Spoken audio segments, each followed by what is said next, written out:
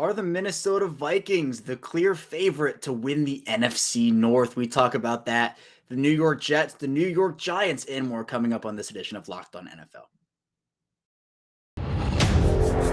You are Locked On NFL, your daily NFL podcast. Part of the Locked On Podcast Network, your team every day.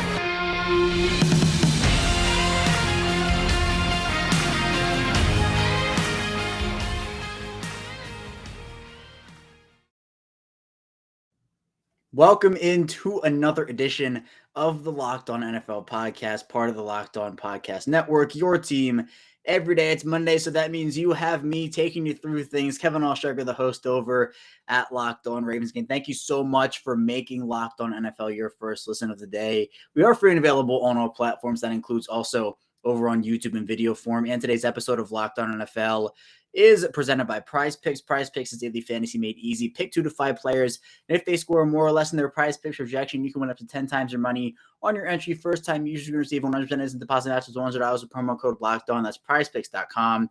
Promo code Locked On. We are back here. Another wild Sunday. There have been plenty of wild Sundays of NFL action. Week 6 Sunday action in the books.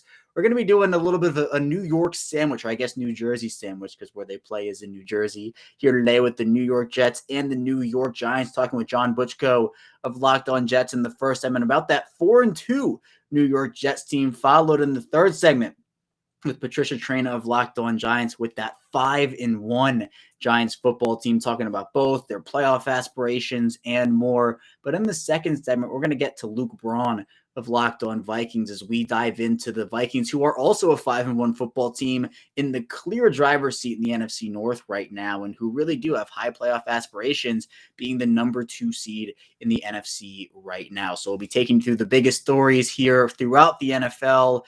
And if you want to tune into us regularly, we have regularly scheduled 5 days a week content with hosts throughout our network. So be sure to tune in multiple days a week, all 5 days per week. Honestly, we do great content over here. But without any further ado, let's dive into our first segment talking about those New York Jets with John Butchko of Locked On Jets. Well, don't look now, but the New York Jets are a 4-2 football team. And here with me to break it all down and just how they're winning, and recently in convincing fashion, is John Butchko, the host over at Locked On Jets. And John, after a thumping of the Miami Dolphins in week 5, you go to week 6 in a game where they play the Green Bay Packers, and not a lot of people gave them a shot to win this game, but they go out and beat the Packers 27-10, another convincing win. After the Jets lost to Baltimore in week 1, they kind of flip-flop wins and losses. They're on a 3-game winning streak. I mean, how are they putting this together right now? They look like a very impressive team. Well, Kevin, it's great to be with you. It's very unusual to be on Locked On NFL because the Jets are doing something good. Usually we're talking about draft positioning. We're talking about why they lost a horrible game. So it's a refreshing change of pace. I'm glad to be on today. I think part of it's the way that they're doing it. I think the way that they're doing it is part of why it's so exciting. The last time the Jets had a 3-game winning streak, it was 2017. It was the beginning of that season. They started 0-2. They won 3 in a row. They got to 3-2, but it was kind of a mirage. They were playing against bad opponents. They were catching some lucky breaks. There were some unfortunate miscues for the teams that they were playing. Everybody knew that that was not a very good Jets team, and they finished 5-11 that year. This year, the Jets are emerging because you have young players who are stepping up. You have guys who look like they are difference makers. One of them's been on the team a couple of years, Quinnen Williams, who has been good his first 3 years, but he's taken a leap this year. And in this game against Green Bay, he had a couple sacks, he had a couple tackles for a loss, he had 3 quarterback hits. He even blocked a field goal, Kevin. I mean, this was an unbelievable performance by Quinnen Williams. But also on the defensive side of the ball, you have Sauce Gardner, who looks every bit the part of a lockdown corner through his 6 games. For 6 games in the NFL. And then on the offensive side of the ball, the last couple of weeks, a young running back, Breece Hall, who they traded up for in the second round, he looks like a difference maker. And in today's NFL, there are not many backs you can build an offense through. And I understand it's only been 6 games, and it's really the last 2 weeks where he's kind of come into his own. But Breece Hall looks like the type of guy who can carry an entire offense, because in this game against Green Bay, the offense was essentially what Breece Hall did on the ground. He ran for 116 yards. Last week, he had 100 receiving yards. Now, there were a couple busted coverages that he produced big plays against, but he's also got some ability as a receiver out of the backfield. So you're seeing young players really begin to take a leadership role on this team and carry this team to these wins. And I think it's impressive also. You kind of saw early on the Jets finding their way a little bit, but now you have the reinsertion of Zach Wilson back into the lineup. And I know there was some conversation. I know, John, we talked when Wilson went down with his injury, how big of a year it was in his second season to take another leap. Have you seen a leap from Zach Wilson so far through his second year? Yes. Now, this game against Green Bay, I'll be honest, he was not good. And it was not all his fault. His receivers lost one-on-ones. Green Bay's got some good corners. The Green Bay corners won those matchups.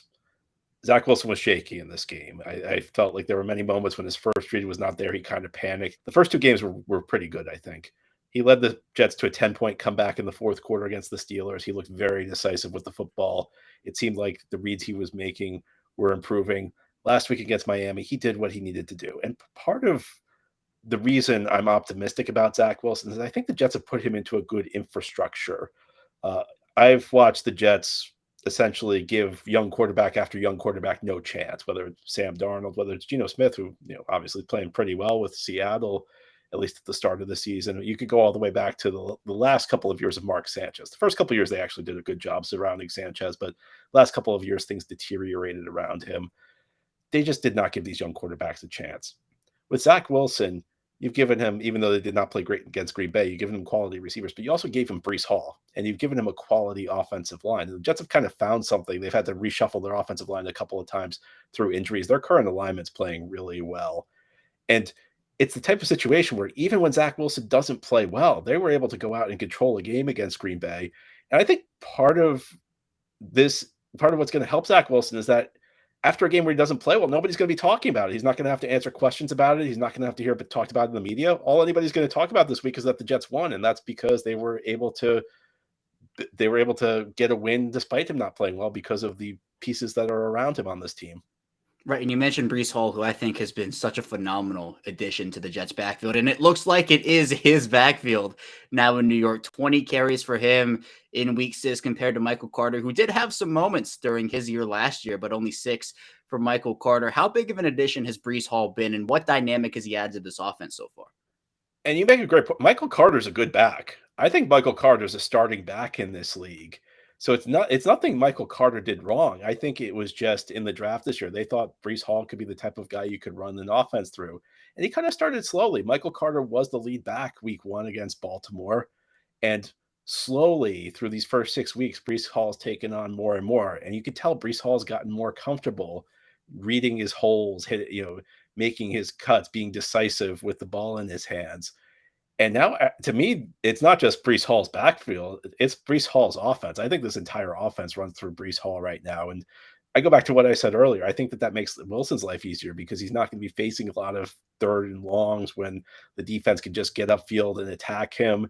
And it's also just easier because, what do you have to make? Like 20, let's say you need to make 20 quality plays on offense a game to win in the NFL. You're not going to put Zach Wilson in a situation where he has to drop back and scan the entire field 7 for 17 of those plays.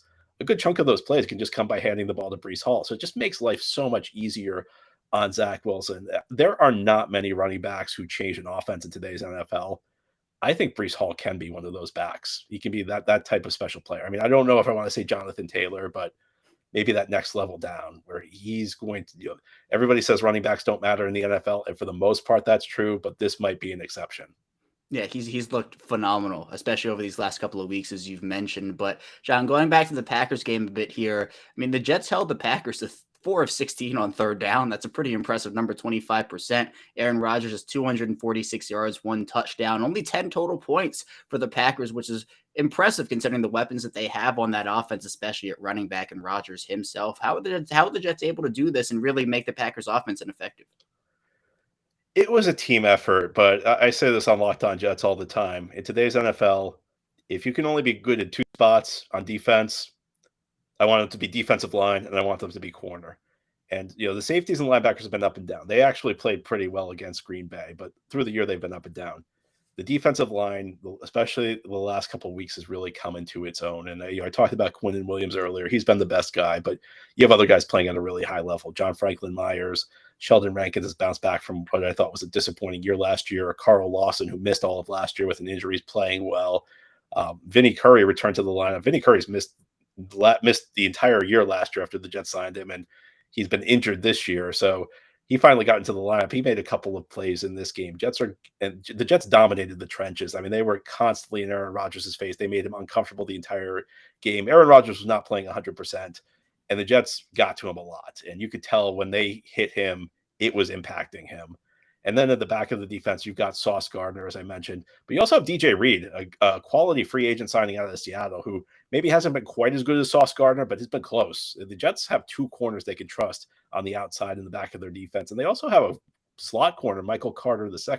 We talked about Michael Carter.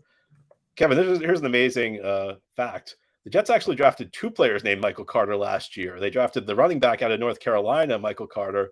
There was also a slot corner out of Duke, Michael Carter II. I refer to him as the sequel, and he's developed into a really solid slot corner. So the Jets batting 1,000 when it comes to drafting Michael Carters in the 2021 draft. Well, they just have to make a team full of Michael Carters, and I think they might be okay. I kept waiting last year. When's Michael Carter III getting drafted? When they drafted the Michael Carter running back, Kevin, there actually was a discussion in the war room. Wait, did we pick the right one? Oh, they got both, so it didn't matter at the end of the day. But that's still, oh my god, that's a funny story. But I mean, this is a 4-2 football team, John, and they could sneak off a couple more wins here. And I think this is a very sneaky football team overall. Now, we haven't seen amazing football throughout the entire league being played this year. I think the AFC was supposed to have all these teams that were going to make a huge run of the playoffs, and we have some of these teams have been pretty disappointing. John, do you think the Jets can be a surprise sleeper playoff team here when the season's all said and done? I like the way you worded that question, because if you asked, will they be? I don't know. Can they be? Absolutely. Because as you mentioned, there's not that many great teams in the AFC. And now with the seventh team, you really don't have to be that good to make the playoffs. I hear Jets fans talk all the time. These are our holes. These are our holes. We got this issue, that issue. But pretty much if you're a 7 seed, you're a decent team, but you have some holes. So, a lot of it comes down to luck. They'll need to make sure that, they'll need to hope that they don't have any key injuries, because so much of it comes down to that. But as you said, the schedule does not look as difficult as maybe it did at the start of the season. So I think at 4-2, and as much as anything, the confidence level is rising. These guys are believing that they can do it. I think they have a real shot. And I think at the very least, they're going to be in it till the very end. This team's stated goal, which is very modest, but it's important based on where the Jets have come from these last few years, was to play meaningful games in December. And the way things look, they're going to be in the playoff race, and they are going to be playing meaningful games in December.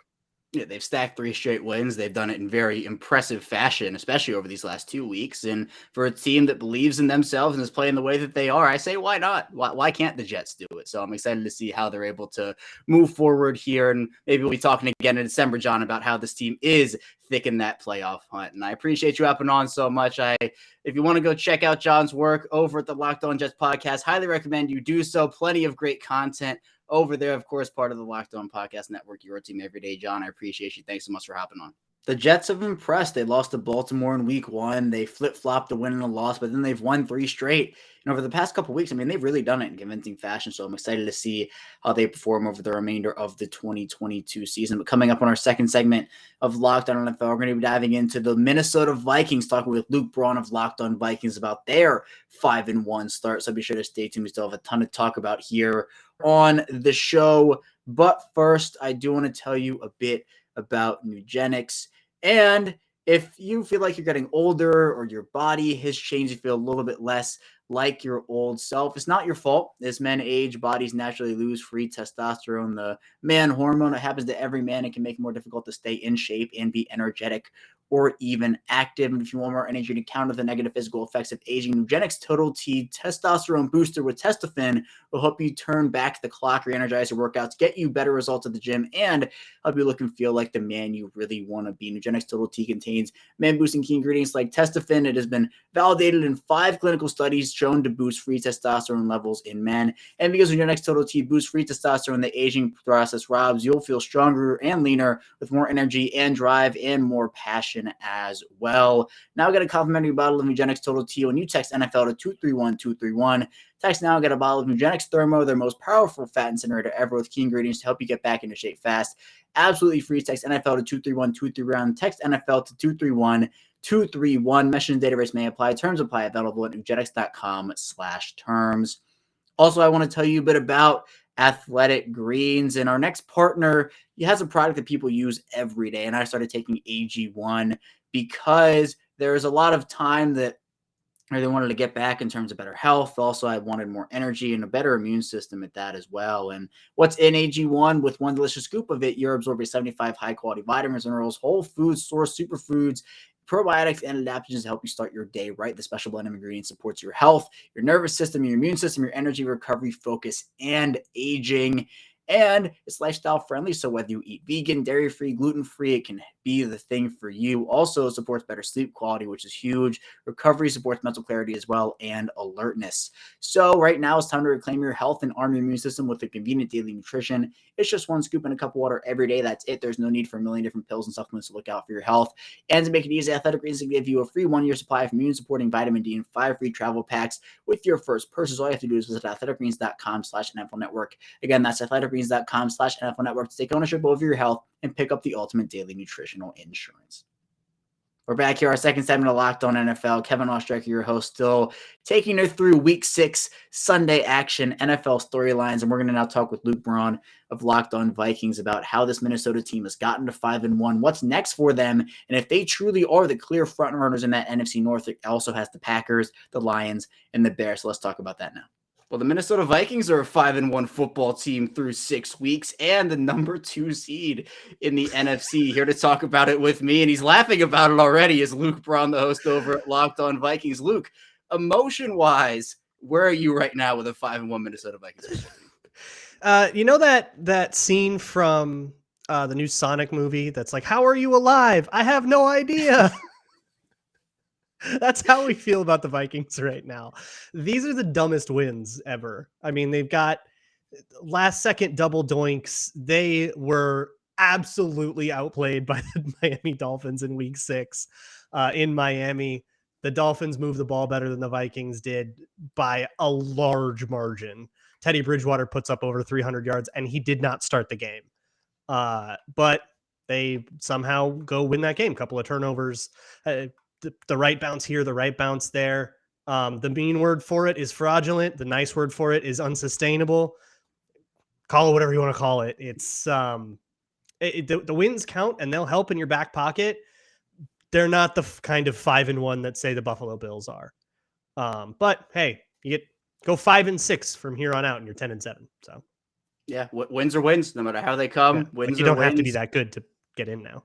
Exactly. In NFC, where you have the drop off between the Vikings and the Buccaneers, who are the 2 and 3 seeds respectively, 5-1 for Minnesota, 3-3 for Tampa Bay. Minnesota looks well positioned right now, both in the NFC in general, but also the NFC North. But Luke, let's talk a bit about the Dolphins game here. You mentioned was not a pretty win by any stretch of the imagination, but how did they do it? Was there 1 or 2 players who you look at the box score, you look at the stat sheet, and you say these are the guys who helped this team get the win?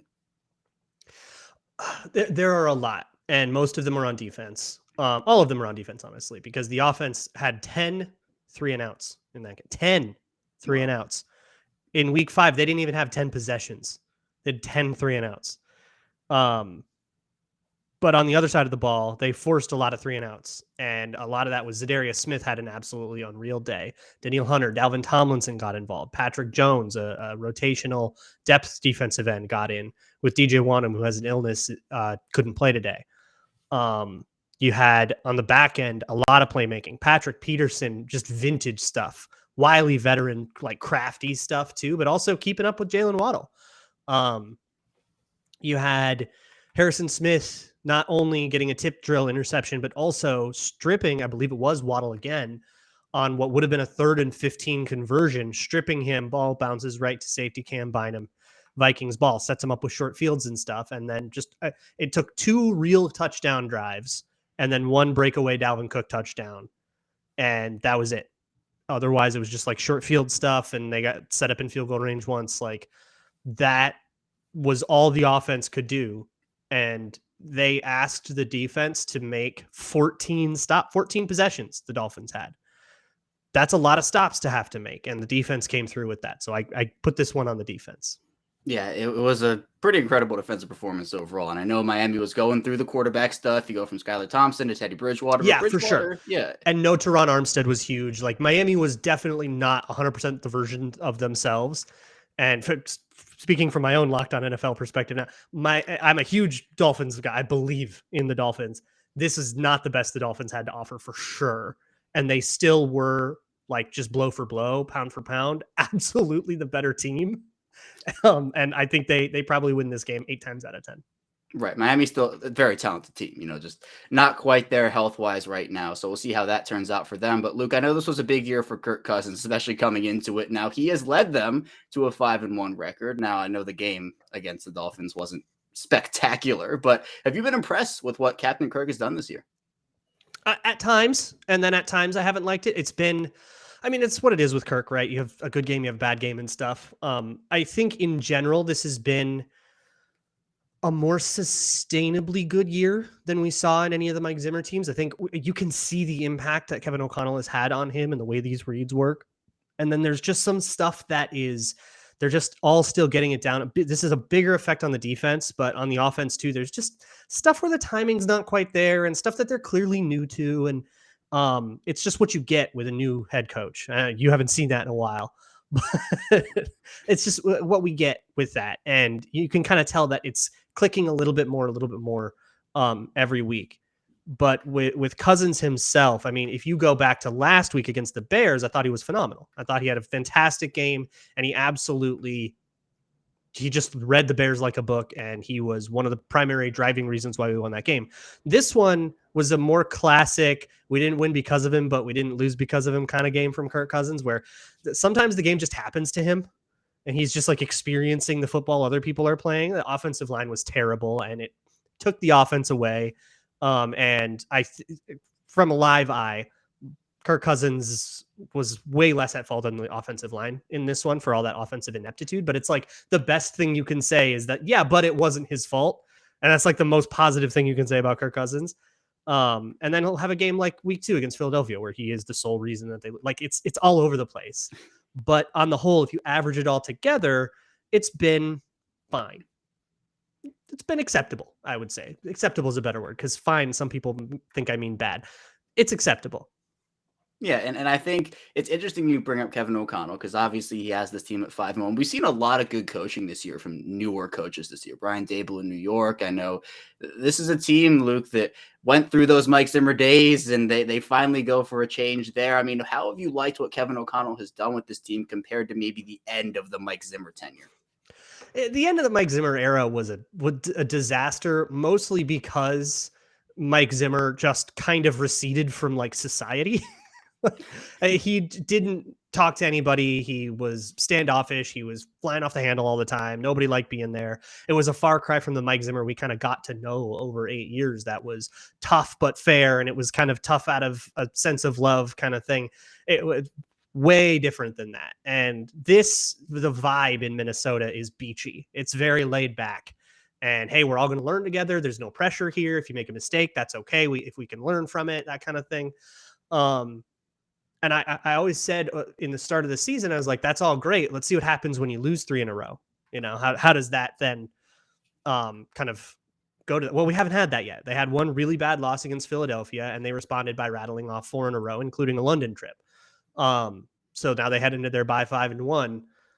So I guess that answers it a little bit, but the vibe is like so different.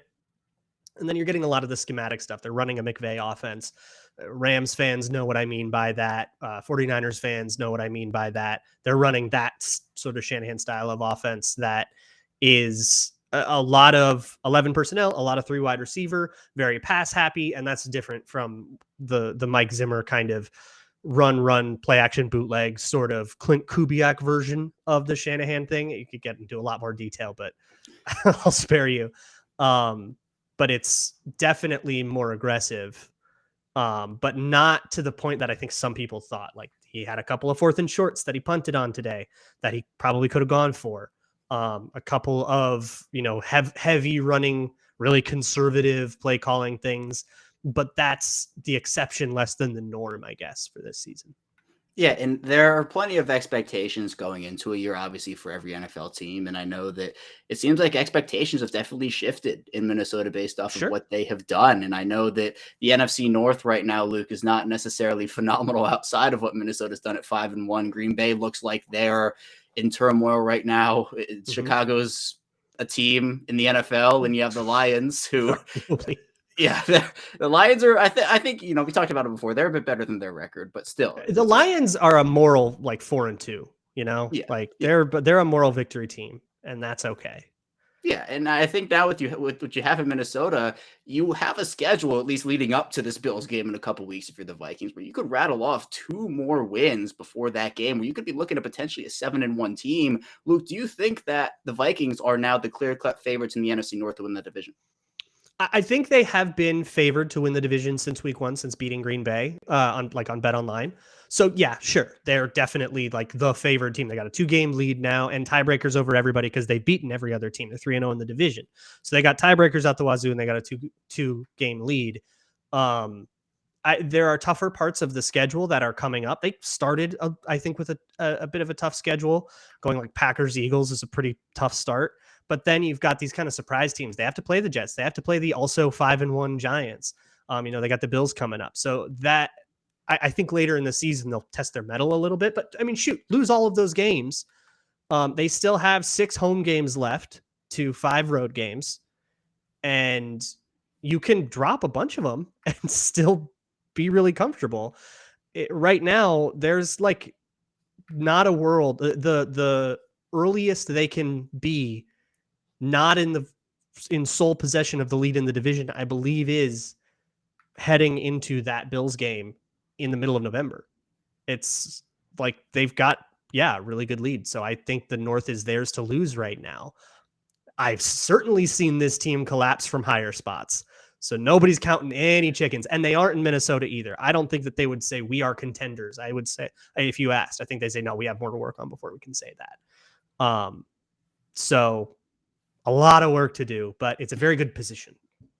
It is. And again, we kind of talked about it where the Buccaneers, who were in 3rd, are 3-3. The Vikings, who were in 2nd in the NFC, at least, they're 5-1. But you mentioned the divisional, they're 3-0 in the North right now. I think that's a huge spot to be in, especially because now the worst they can go in the division is 3-3, and you still have a bunch of other tiebreakers that you can have. So at worst, you're going 1-1 against every other team in that division, plus the start that they've had.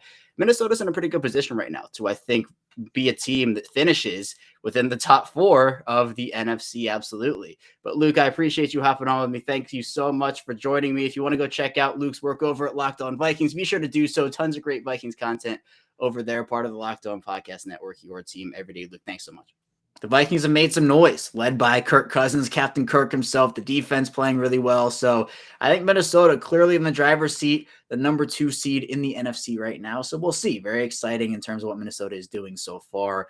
But in our final segment, we'll be going back to New York, talking with Patricia Traina of Locked On Giants about how this Giants team has willed their way to that impressive 5-1 record. So be sure to stay tuned. We still have a ton to dive into on the show. But first, I do want to tell you a bit about PrizePicks. And I love the daily fantasy. I love fantasy in general. I have a ton of fantasy leagues, but if you do want that daily fantasy twist, PrizePicks is the thing for you. And PrizePicks is super easy to use. They have a ton of entries that you can make, a ton of different modes that you can use. And how it works is you pick 2 to 5 players, and if they go score more or less in their PrizePicks projection, you can win up to 10 times if you're on any entry. There's no competing against other people. It's just you. First, the projections available. They offer projections on any sport you watch, and that includes things like the NFL, NBA, MLB. They have NHL, PGA, college football, college basketball, and more. As you can make 60 seconds or less, it's that easy. They have safe, fast withdrawals, and they're currently operational in over 30 states and Canada. So download the PrizePicks app or go to prizepicks.com to sign up and play daily fantasy sports. First-time users can receive 100% instant deposit match up to $100 with promo code Locked On. If you deposit $100, PrizePicks will give you $100. If you deposit $50, PrizePicks will give you $50. Don't forget to enter promo code Locked On at sign up for an instant deposit match of up to $100. We're back here, our final segment of Locked On NFL here on Monday. Kevin Oestreicher, your host, still here with you again. Thank you so much for tuning in, making Locked On NFL your first listen of the day. Now be sure to make your second listen to the Peacock and Williamson NFL show. Brian Peacock and former NFL scout Matt Williamson give you the expert NFL analysis in less than 30 minutes. It's free and available wherever you get your podcasts. But now we're going to be diving into the New York Giants after their impressive 24-20 win over the Ravens, moving them to 5-1. So let's talk with Patricia Traina of Locked On Giants about that now. The New York Giants are a 5-1 football team. Joining me now to talk about them is Patricia Traina, the host of Locked On Giants. Patricia, we talked last week on Locked On NFL about how impressive the Giants win against the Packers was in London. But the Giants, again, they pull out another just phenomenal win here, a 24-20 win against Baltimore in a game that, again, a lot of people had Baltimore favored, and the Giants come out and they once again prove that here they are, a for-real football team. How are you doing after the emotions of that game and everything that went into it? Because it was a lot.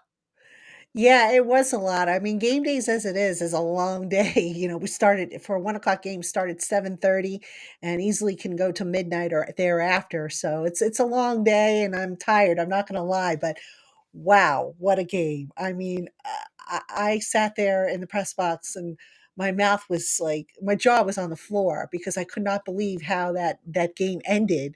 But I got to tell you, and I know it was against your Ravens, and I admire you for taking this on the chin here, but that was one heck of a game. It was, and I want to start with the defense, Patricia, because this was a game where a lot was made, at least during the broadcast, about how the Giants were looking for their first interception of the year. They needed to get it in a big spot, and I don't think there could have been a bigger spot than where the Giants ended up getting it. The Ravens convert a 3rd-and-1 quarterback sneak, but it ends up getting negated because of an illegal formation. On the next play, there's an exchange mishap between Linderbaum and Lamar Jackson.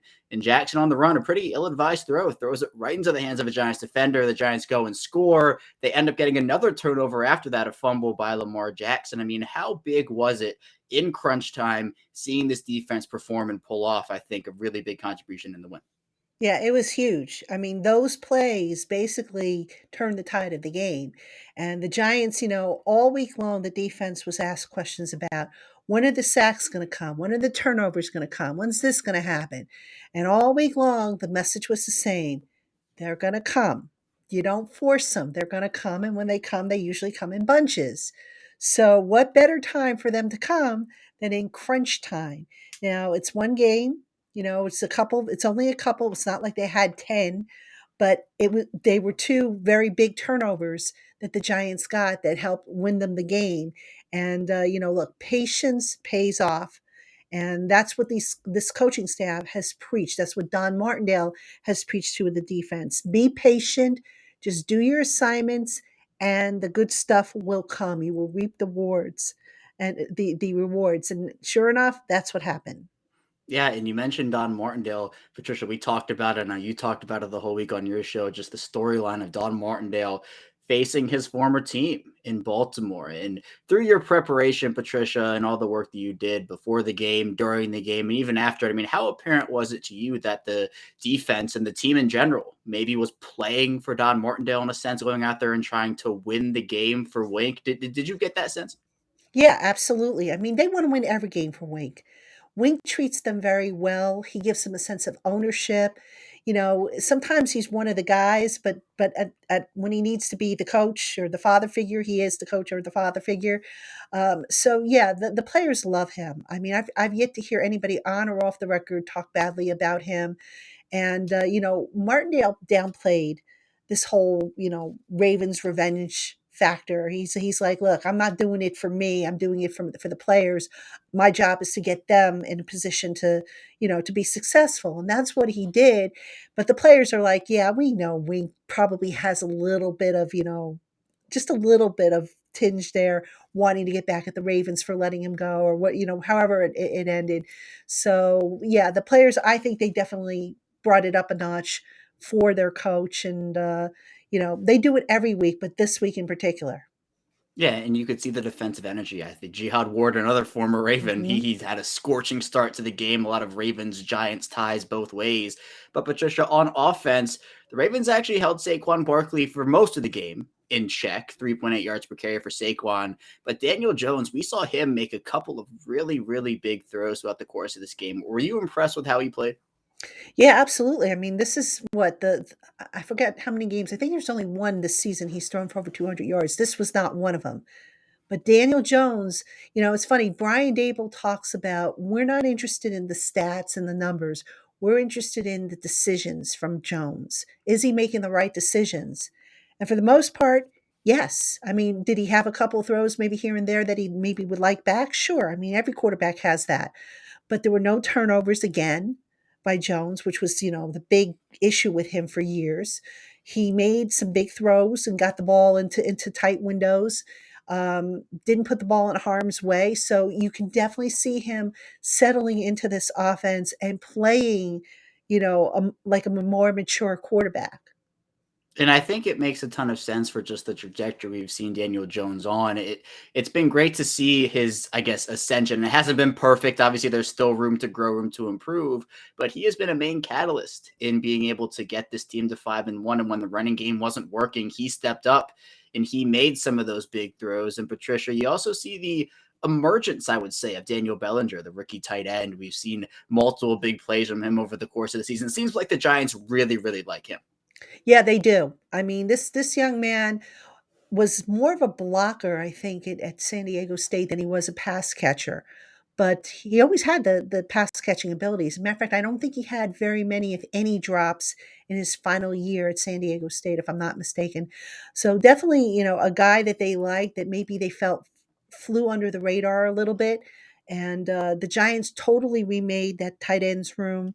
Daniel Bellinger is going to be a staple of that room for a long time coming.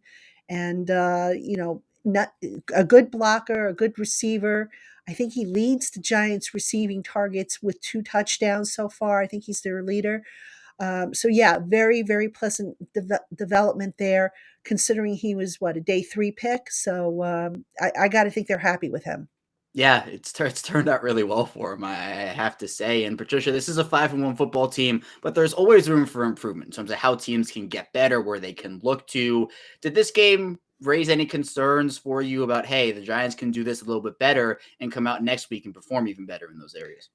I think that the one ongoing area that just leaves me shaking my head a little bit is how they get off to such a slow start. It's almost like they're feeling out the other team, trying to figure out, okay, what's going to work, what's not going to work. I mean, the Giants don't get off to a fast start. And I know it's not how you start, it's how you finish. And this was a perfect example of that. But still, you just would once like to see them kind of stay pace with the opposition. And I just feel like sometimes in the early part of the game, it's like they're picking plays out of a hat. I know that's not what they're doing, but it feels like that. And then, once you get into later in the game, late in the second quarter into the second half, then you start seeing the progression where one play builds off of the next, and stuff starts to make sense. Yeah, no points for either team in the first quarter. The Giants were down 10-7 at the half. But I know last week, Patricia, we were talking about if the Giants were for real and if this was a real team. And at 5-1 right now, they are in the thick of the I'd say early playoff race. We still have a lot of football to go, don't get me wrong. But could you see, Patricia, a team in December, a team in January that is, I know the Eagles are doing their Eagles thing right now, but that is either still in the contention for the NFC East crown or in the driver's seat for one of these big wildcard spots? Yeah, I think it's kind of early. I mean, if you look at the record of the next 4 opponents heading into Thanksgiving, Jaguars, I think, are 2-4. The Seahawks, I want to say, are 3-3. Houston, I believe, is 1-3-1, and the Lions, I think, are 1-4. So 4 very winnable games. But if the Giants really want to make noise and get into the playoffs, they got to win in their division. And they've already lost 1 game to the Dallas Cowboys. Now, granted, it wasn't a blowout. It was like, I think 7 points was the difference, but you've got to start winning in your division. If you don't, then, all this other stuff is like, it's nice, but it's not going to mean anything at the end, in the end result. But right now, I've resisted saying the P word because I don't want to jinx anything. But I did put up a tweet earlier today. I said, "Gee, the last two times the Giants went to London and played a game in London, not only did they win in London, they went on to the postseason. And the Giants, of course, were in London last week. They won the game. So I'm like, will it happen again?" So just a little trivia for you out there. But yeah, I think it's too early, though, to say for sure playoffs because they've got to show flex their muscle in the division. Put the Giants in London every year. Maybe it's a Yeah, trend that they can seriously. continue having. And I know you had Yeah. these divisional games, conference games, even early in the year. They can come back to either really help you or really hurt you when it comes down to December, January, tiebreakers and whatnot. So I agree. Divisional wins in this stage of the year that might not feel like a monumental game now, but it feels like those divisional games are always monumental when you get down to the playoff picture, especially when teams like the Eagles and the Giants and the Cowboys are fighting what seems like for the NFC East crown. But Patricia, thank you so much for joining me here. If you want to check out Patricia's work over at Locked On Giants, be sure to do so. Tons of great content for a 5-1 football team, of course, part of the Locked On Podcast Network, your team every day. Thanks so much, Patricia. The Giants have made their presence felt throughout these first 6 weeks. They could definitely also rattle off some more wins as the season goes on. And right now, they look like a team that could definitely make the playoffs. I know there hasn't been a ton of great football played this year by a lot of teams, but the Giants, they've rolled their way to some very impressive wins. So shout out and credit to them. But that's all I have for you here today on Locked On NFL. Thank you so much once again for tuning in. When we get back here tomorrow, we'll be diving into more content with your Tuesday host. So be sure to stay tuned for that, and we will see you right back here tomorrow.